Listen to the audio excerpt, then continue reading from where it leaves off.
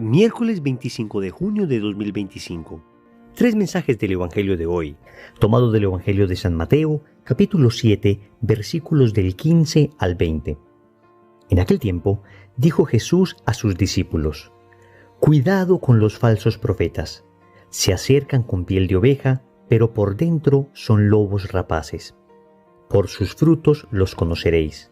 A ver, ¿acaso se cosechan uvas de las zarzas o higos de los cardos? Los árboles sanos dan frutos buenos, los árboles dañados dan frutos malos. Un árbol sano no puede dar frutos malos, ni un árbol dañado dar frutos buenos. El árbol que no da fruto bueno se tala y se echa al fuego. Es decir, que por sus frutos los conoceréis». Palabra del Señor. Gloria a ti, Señor Jesús. Hoy el Señor nos habla de los falsos profetas. Y vamos a sacar tres bellas enseñanzas de este Evangelio que tienen una aplicación muy práctica para nuestra vida. Primero, ¿cómo reconocer un falso profeta? Segundo, por sus frutos los conoceréis. Tercero, una terrible realidad.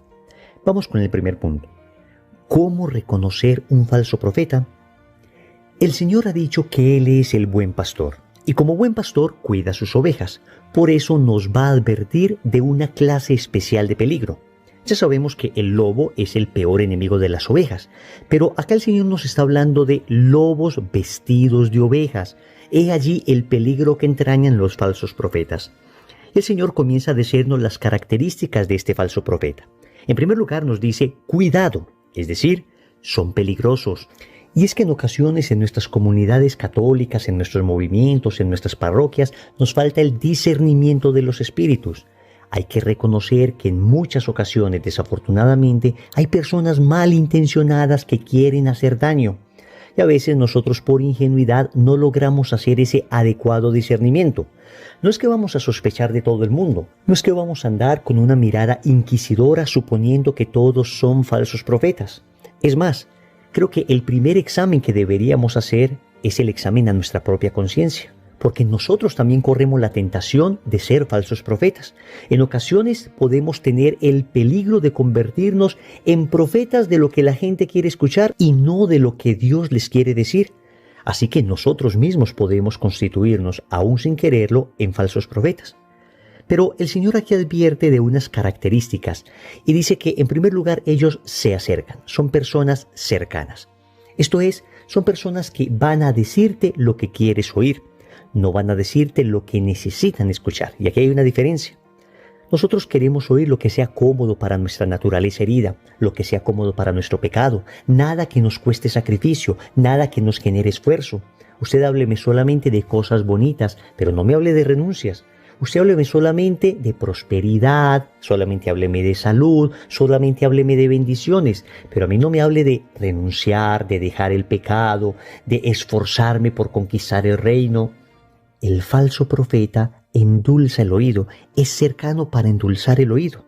Dice el Señor que se acercan con piel de oveja, es decir, parecen una cosa, pero luego dice, por dentro son lobos rapaces. Es decir, parecen una cosa, pero son otra. Y acá lo increíble es que dice que son rapaces.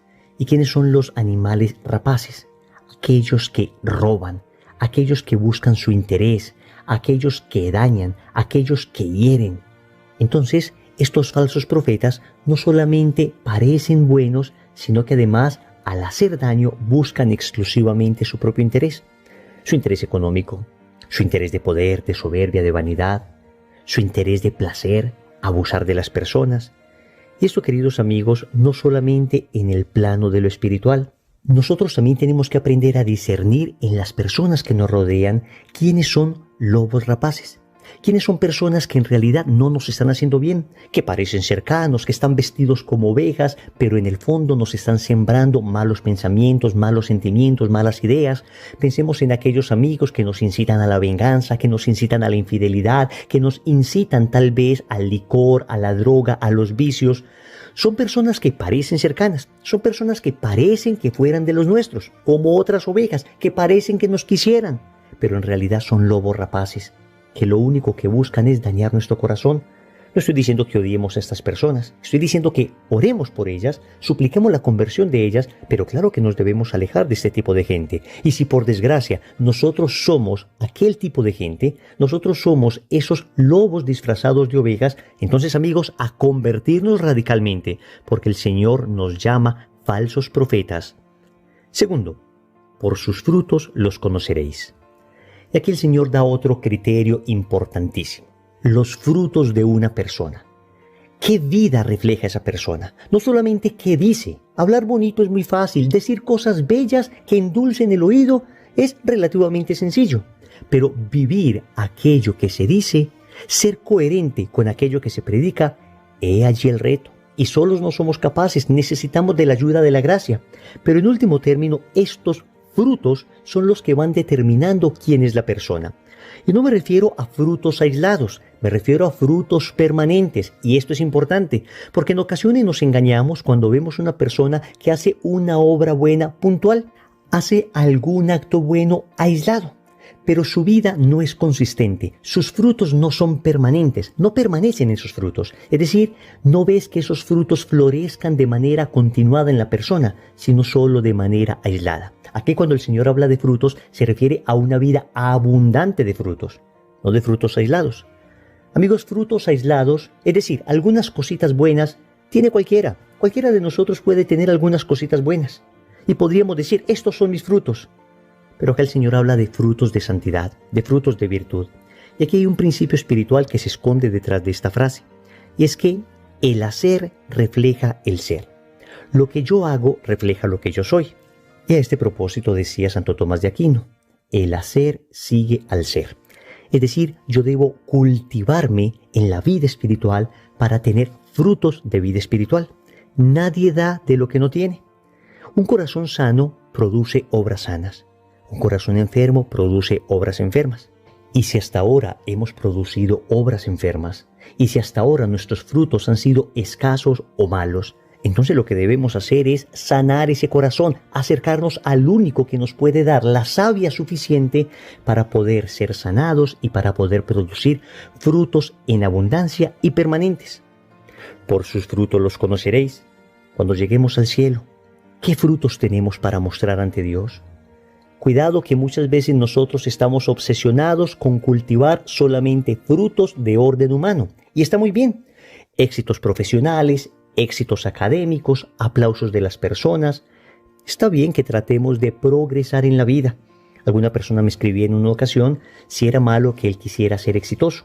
Yo le respondía, no es malo que tú quieras ser exitoso.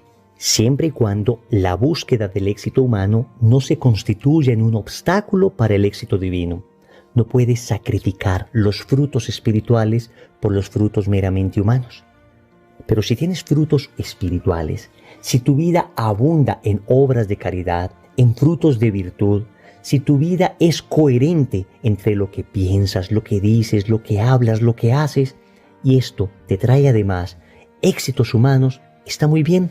Aprovecha estos éxitos humanos para ayudar a la mayor cantidad de personas posibles, para llevar a Dios a la mayor cantidad de personas posibles. Pero si el fruto humano te desvía del fruto divino, entonces cuidado, no vas por el camino correcto. Tercero, una terrible realidad. Concluye el Señor en el Evangelio diciendo, el árbol que no da fruto bueno se tala y se echa al fuego. Son fuertes estas palabras. Y a nuestra sensibilidad occidental le cuesta dificultad entender a un Jesús que también habla de manera radical. Decía San Juan de la Cruz, al atardecer de la vida se nos examinará en el amor. Llegaremos a un juicio. Al morir nos encontraremos con Dios. Y en este juicio se nos examinará sobre aquellos frutos de amor que produjimos durante nuestra vida. Y estos frutos son frutos que obviamente tienen valor en la medida en que se unieron a Cristo, porque por nosotros mismos nosotros no podemos nada. Aún todos nuestros esfuerzos son infecundos si no están unidos a Cristo. El Señor mismo lo dice, yo soy la vid, ustedes los sarmientos. Lejos de mí no pueden hacer nada, porque es la vid la que produce la savia y alimenta a las ramas para que éstas den fruto. Entonces, llegará el momento en que Dios nos preguntará por aquellos frutos que Él nos dio capacidad de producir y que nosotros escogimos efectivamente producir o no producir. Será un momento importante de nuestra existencia. Será el momento más importante de nuestra existencia, en el que se determinará nuestro destino eterno. Queridos amigos, en ocasiones uno quisiera no hablar de esto. Uno quisiera solamente hablar del destino al que estamos llamados, es decir, el cielo. Pero la verdad es que el Evangelio es completo y uno no puede mutilar el Evangelio. Uno no puede silenciar el Evangelio en aquellas cosas que no responden a la sensibilidad del hombre actual. El Evangelio se debe predicar completo. Y predicando completo el Evangelio, debemos decir que cabe la terrible posibilidad de condenarnos eternamente. Claro que esperamos que sean muchos más los que se salvan. Claro que Dios va a poner todos los medios para que nos salvemos. Claro que estamos llamados todos a la eternidad. Dios no ha hecho dos caminos, uno para el cielo y otro para el infierno. Dios ha hecho un único camino, el camino hacia el cielo, pero también nos dio libertad. Y en esa libertad nosotros podemos decidir voluntariamente no seguir el camino que el Señor nos trazó y alejarnos definitivamente de Él y excluirnos de su voluntad. Y a este propósito, el Catecismo de la Iglesia Católica en el numeral 1033 dice lo siguiente: este estado de autoexclusión definitiva de la comunión con Dios y con los bienaventurados es lo que se designa con la palabra infierno. Óyeme bien, estado de autoexclusión. Soy yo en mi libertad quien me excluyo del reino. Y el infierno existe porque existe la libertad, porque Dios no puede obligar a nadie a estar eternamente con Él, porque cuando se ama se da libertad. Y Dios, al darnos libertad, nos da la posibilidad de escoger si queremos vivir llenando nuestra vida de frutos espirituales para presentarnos ante Él llenos de estos frutos, o si queremos vivir de espaldas a aquello que Él nos pide, teniendo desde ya una vida desgraciada, porque quien quiere vivir para condenarse empieza a vivir el infierno desde la tierra y terminar finalmente lejos de Él para siempre. Que este Evangelio sea un llamado urgente a nuestra alma para transformarla, para acercarnos radicalmente a ese Dios que nos ama, para dejarnos abrazar por su amor, para dejarnos sanar por su misericordia y para un día podernos presentar ante Él llenos de frutos espirituales. Oremos. Amado Señor, te suplicamos hoy de nuevo la fuerza del Espíritu Santo para poder discernir adecuadamente y no dejarnos engañar por falsos profetas. Pero también te suplicamos que cuides nuestro corazón para que nosotros mismos no seamos esos falsos profetas. Que tengamos frutos abundantes, frutos de eternidad, frutos que no solamente produzcan aquí en la tierra, sino que produzcan eternamente en el cielo. Finalmente, Señor, te suplico me concedas toda la lucidez que necesito para cuidar mi salvación con temor y temblor. Señor, dame lo que me pides y pídeme lo que quieras. Amén. Recordemos entonces, primero, ¿cómo reconocer un falso profeta? Segundo, por sus frutos los conoceréis. Tercero, una terrible realidad. Compromiso. Vamos a pedir en el rosario de hoy la gracia de dar fruto abundante. En el nombre del Padre, y del Hijo, y del Espíritu Santo. Amén.